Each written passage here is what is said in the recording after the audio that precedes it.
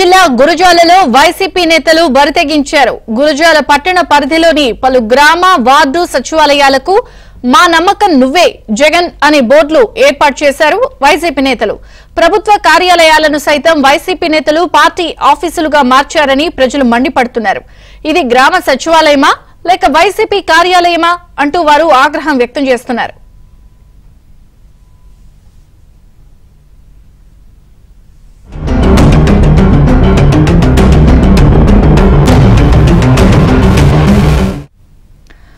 గుంటూరులోని గురజాల్లో ప్రభుత్వ కార్యాలయాలకు కూడా బోర్డులను తగిలించడంపై వైసీపీ నేతల బరితెగింపు మరొకసారి బయటపడింది. ప్రజలు కూడా ఆగ్రహం వ్యక్తం చేస్తున్నారు. ఇలా ప్రభుత్వ కార్యాలయాలకు బోర్డులు ఏర్పాటు చేయడంపై మరిన్ని వివరాలు మా ప్రతినిధి సాంబశివరావు అడిగి తెలుసుకుందాం. సాంబశివరావు, పల్నాడు జిల్లా గురజాల నియోజకవర్గంలో వైసీపీ నేతల బరితెగింపు మరొకసారి బయటపడింది.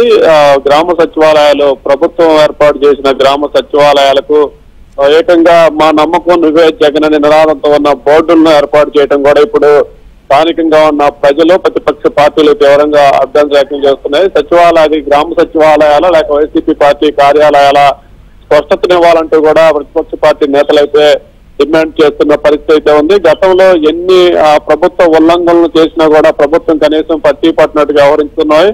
ఇప్పుడు తాజాగా ఏకంగా ప్రభుత్వ కార్యాలయాలకు వైసీపీ పార్టీ బోర్డులు తీసుకొచ్చి తగిలించినా కూడా స్పందించకపోవడం దారుణం అంటున్నారు.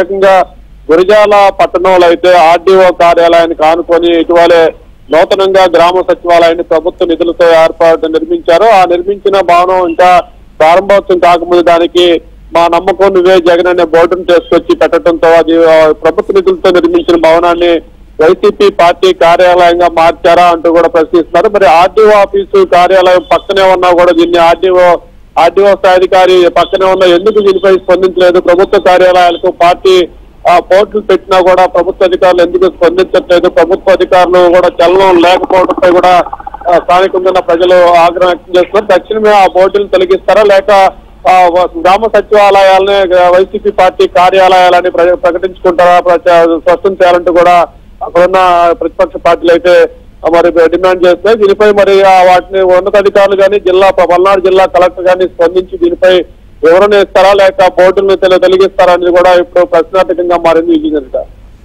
Thank you Sambasivarao.